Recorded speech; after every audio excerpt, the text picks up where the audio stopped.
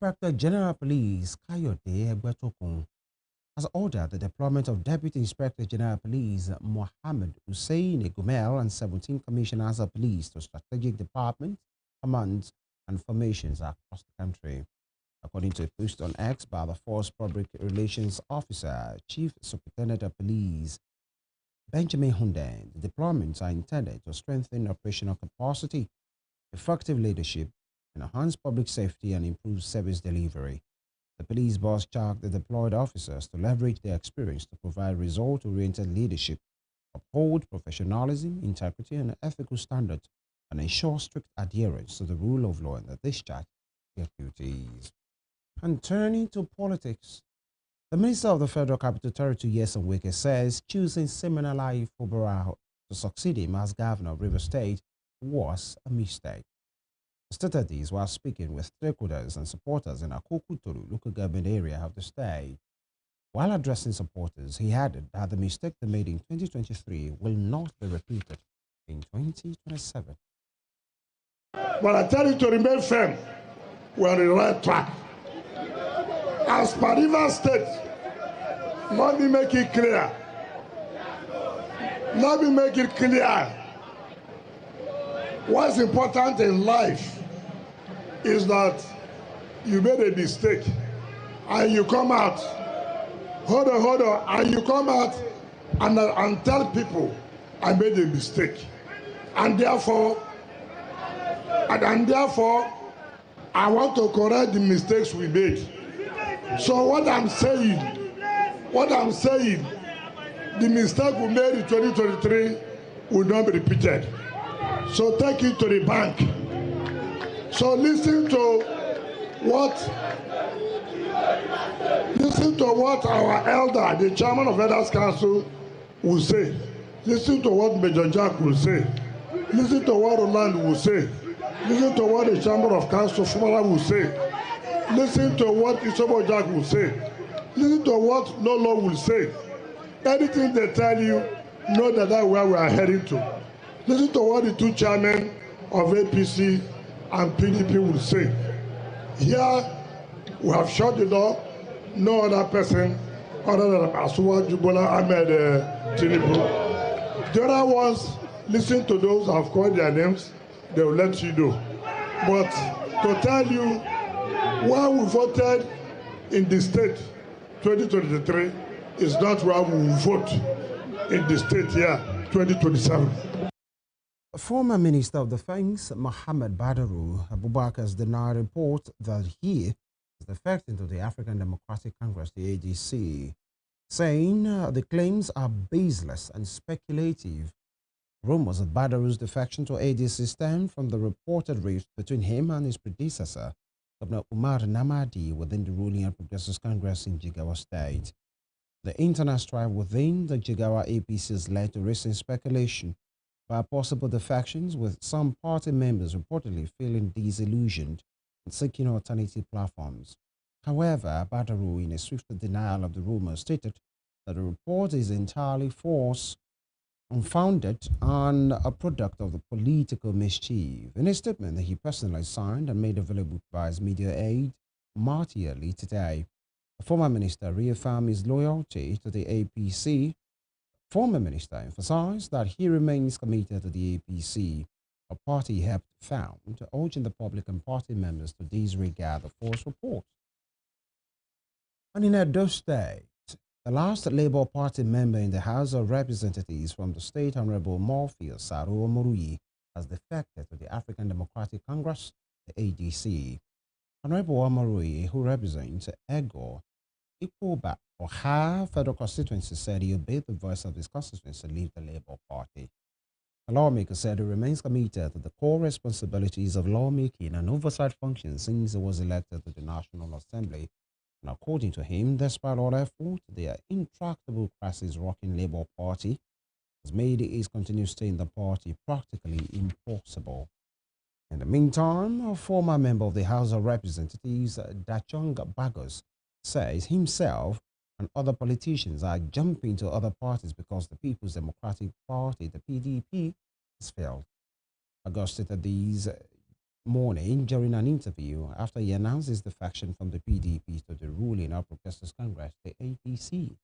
She noted that they are not jumping parties for political ambition, but because the PDP has failed and it's irredeemable at this particular moment.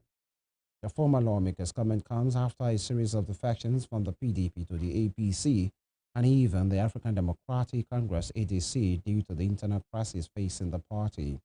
Baggers who joined the APC on Monday said the move is because the agenda of the party goes with the crowd of the people of Plateau State.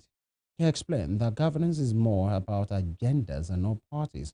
The former lawmaker, the faction came in the wake of Governor Caleb Mufwanga Plateau State's move into the ruling APC. 100% Geoffrey. Because what is the reason that I will give my people that I want to get into the APC? That is because that is the APC and everybody is moving to the APC. No. I can easily get into any other party and get my elections, but then who will be able to canvass more support? What are we and how many of us are in will be able to get it to where we will be able to want to get that very solution? So that is why we are where we are today. Apart from that, apart from the issue of insecurity, that is not my concern. Apart from the issue of trying to get local government autonomy, because see, when you lump a lot of things on the table, you'll be so confused to be able to get a solution. But pick just two, pick one or two. Once you address one or two, others will fall in line. Imagine that local government autonomy come into place in Nigeria, and every local government in this country has a cottage industry that it can employ 100 or 200 people. That is halfway to addressing the issue of unemployment and underemployment among our youths. Imagine that we have the issue of insecurity by state policing, that the locals are now policing themselves. It has given room to address the issue of food insecurity. What again do we need on that that has to do with politics? So it's not governance is beyond party lines, Geoffrey. Governance is about what are those agendas on the table? What are those agendas on the table that you can make your people believe and understand that, look, this. Moving on, the Oyo State government has suspended the Shobaloju of Ofiki, Chief Jacob Adefabi Shobaloju, in the Atisbo local government area of the state for allegedly violating the state's executive order 001/2023. He was also suspended for encouraging trespassing on government gazetted assets. The letter was signed by the Director of Chieftaincy Matters in the State Ministry of Local Government and Chieftaincy Matters, Olajire A.M. A statement released by the Special Assistant to Governor Shea Makinde on print media, Moses Alao in Ibadan, the state capital today, noted that the decision was taken to protect the interests of the state and its people. The government accused Shobaloji of violating the said order as well as allegedly issuing consent letters to mining companies without proper authorization, permitting mining activities in the state government's reserved forest, and facilitating unauthorized mining operations. The letter indicated that Shobaloji was suspended from the palace of the Onito of Ito. Executive, effective Monday, January 5, pending the outcome of an investigation into the allegations. The state government added that the suspension is a precautionary measure to ensure the integrity of the investigation. And in Lagos State, a high-capacity bus caught fire on the 3rd Mainland Bridge this afternoon. The bus was reportedly heading towards the Iyano when the fire broke out near the Adekunle axis of the bridge. It is unclear whether there were any casualties as of the time of filing this report. The incident was said to have disrupted traffic on the bridge, prompting the deployment of firefighters from the Lagos State Fire Service and Rescue Service to contain the blaze. Confirming the incident in a statement shadow announced, the Lagos State Traffic Management Authority last month said efforts were ongoing to bring the situation under control. The agency added that its officers were already on ground to manage traffic and minimize congestion. And still to come, former Vice President Atiku Abubakar mourns victims of Yobe boat accident. We'll bring them on these. I'll be after now. Stay with us.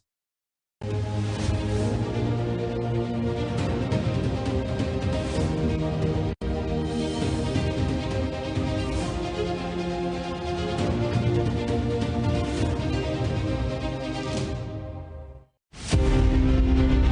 Korean War of 1950 to 1953 pitched North and South Korea against each other in response to intrigues by nations beyond their border with different interests from those canvassed by the two brother nations. The Korean War had all the nuances of an external conflict induced by powers that were interested in subjugating North and South Korea. Japan had leveraged on its military power to annex Korea in 1900 and imposed a military union that did not sit well with the citizens. Japan not only lost its war of conquest against Korea, all its powers were obliterated by the effect of the World War II.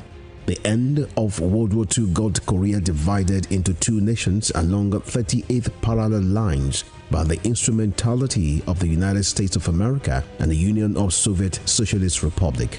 The Korean War lapsed into a Cold War when it stopped the prying eyes of external forces into the internal affairs of a nation now divided along its north and southern territories. Western Spring Television identifies the Korean War as a major event in history. Did you know the pangolin performs a crucial role in the environment? They eat ants and termites that destroy our crops. But sadly, they are killed daily for their meat and scales. If we continue this way, we might lose our pangolins forever. Let's say no to illegal bushmeat from pangolins, because protecting nature protects us all.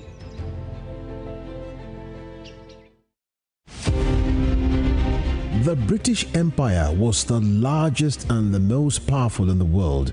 At its zenith, the empire embraced a quarter of the Earth's land surface and imposed her imperial majesty's rule on more than 458 million peoples across nations and continents. The empire took off with overseas possessions and trading posts established by England, spread over 3 million kilometers between 16th and early 18th century. Like previous empires, the British Empire began to crumble on its weight of overstretched territories and growing unrest in our various colonies. Today, the British Empire no longer exists. What is in place is the Commonwealth of Nations, a loose association of sovereign states which recognize the King of England as the titular head.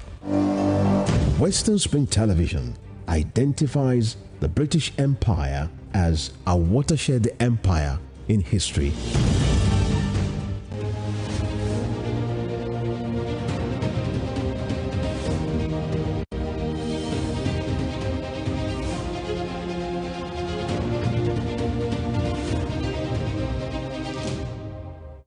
You're welcome back, and of course, this is the news at 7 on Western Spring Television. A reminder of our headline. Several persons abducted as bandits attack casino communities. FCT Minister Wike says mistake made in 2023 will not be repeated in 2027.